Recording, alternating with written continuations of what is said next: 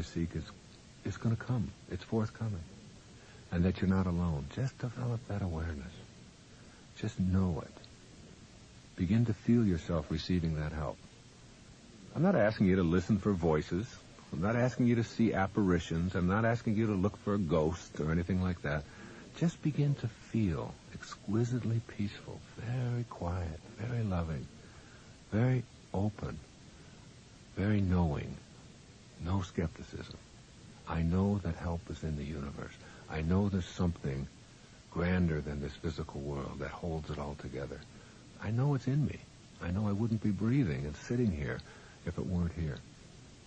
Keep a record of what you feel at the end of this hour. What kind of hunches did you get? What little tiny indication did you get that maybe I ought to do this? Did you hear something in there that says, send some love where you've been sending hate? Did you hear anything that said, remove the anger and you'll get the answer? Did you hear anything in there that says the truth will set you free? That you don't have to deceive any longer? Did you get a little hunch in there that maybe you're going at it with the wrong attitude? Maybe you've got to change something in yourself. I can guarantee you, if you make this a regular habit, every day, take this hour, ask for the guidance, suspend the doubt, this is going to become your magical hour. And you're going to go to that inner place regularly. And you're going to start receiving that guidance and assistance. And instead of doubting it, you're going to begin saying, gee, in that quiet, silent, empty, invisible space, there seems to be something that helps me to be free. And even if I don't get the hunch, what I definitely get is peace. I send out all of the anxiety. I send out all of the stress. And in that peaceful, quiet, beautiful, sensitive moment, I'm becoming much more tuned into how I should handle the affairs of my life. Go ahead, give it a try. You don't have to tell anyone. What you're doing is making contact with your higher self, or your soul, if you will, and that divine intelligence that's always with you. After a while, you'll trust that it's there. And you don't have to prove it. You don't have to tell anybody about it. You don't have to write a story about it. You don't have to go on television and talk about it. You develop this quiet love affair with this higher place. And you access that guidance. And suddenly you've gone from a person who thinks how silly it is to believe in divine guidance, or that I'm not alone, or that I've got observers, or that there's really a ghost in this machine called me. And you begin to wonder how you could have ever doubted that it's there for you. And that those hunches, those quiet little silent thoughts are real. And they're coming to you just at the right time, the right place. You've become a student who is ready. All right, another way to get specific about how to get yourself into this multisensory being, this spiritual being, how to apply this in your life, how to get it going, is to look at your heroes. Look at the people you've always admired, the people that you've read about in your life. Oh, the George Washingtons and the Abraham Lincolns, or the Albert Einsteins, or the Teddy Roosevelts, or the Babe Ruths, or, the great athletes that you've admired so much. And begin to examine their lives. And look at the lives of great masters, the people who have really made a magnificent difference in the world. Look at the lives of the Michelangelos, or St. Francis of Assisi, or Mother Teresa today. And as you do, look for the spiritual dimension in their personal journey. I promise you that invariably you'll find that the people you most admire often go within in times of difficulty, and they receive this guidance and assistance that they sought at the time.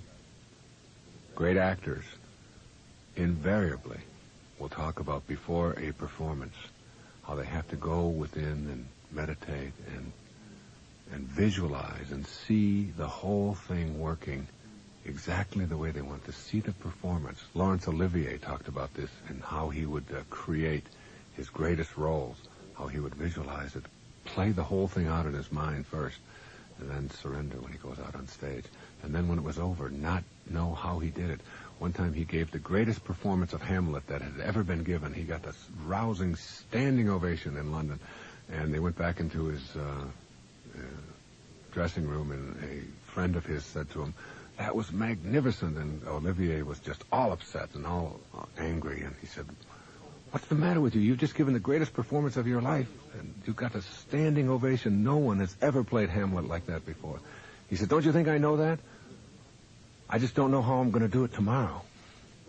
He had surrendered, and he had allowed it to happen, and he knew that there was something there that was beyond him, that was allowing him to perform at that level. It wasn't just his memorization of the lines and his characterization and his placing of himself on the stage, that there was something invisible there with him. And we always wonder, can I access it again? Can I get that again? I'm telling you from my own experience and going out and giving some of the finest talks I've ever given and getting a standing ovation, and I'll go back afterwards and say, I don't even know what I said. I don't know where that came from. I don't know how I did that. And my anguish is about whether I can repeat it again. And then it comes time to do it, and instead of just knowing my material and knowing where I'm going to stand and knowing where I'm going to place different things in my presentation, I know that I need something else, something that transcends that. You can talk to scientists, and they'll tell you that they feel a special spiritual connection to the guides as they proceed through their careers. Einstein said the most beautiful things in all the universe are the most mysterious.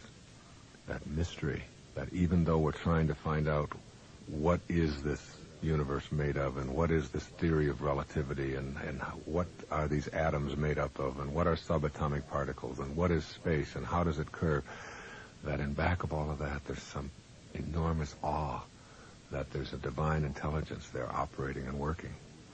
You read their autobiographies, and these people, whoever your great heroes are, you'll find that later in their lives, as they get past 50 and 60 and 70, if that's where their careers have gone, if they've lived that long, or even towards the end of their lives if they've lived shorter lives, that they begin to establish a connection to a higher part of themselves, and they begin to feel the presence of divine assistance at highly charged moments in their lives. Even Houdini, who was a decidedly non-spiritual being, toward the end of his life began to shift this way. Leo Tolstoy, his first novels were books like War and Peace and Anna Karenina. They were decidedly non-spiritual. 3 or 4 years before he died, he wrote a book called The Kingdom of Heaven is Within. The whole thing was looking at the Tsarist regimes from the perspective of God being within you. And he even talks about and wrote about how this spiritual consciousness began to overwhelm him in his life, even though earlier in his life he didn't see it there at all. Whether your heroes are athletes or writers or clergymen or astronauts or musicians or artists or even businessmen, virtually all of the truly inspired leaders in their fields get to a point in their lives where they felt that they were being guided. That invisible guidance was there. They knew that they were not alone. They began to trust this divine guidance, and then they began to reach levels that they believed they could never have achieved before. This is real magic. Once you develop this knowing, the same knowing that allows you to swim and ride a bicycle and walk and throw a ball, once you get this in the spiritual dimension, and you know this isn't nonsense, and that most people who reach higher levels than they ever did in their areas of expertise, most of them have felt the same way that you have.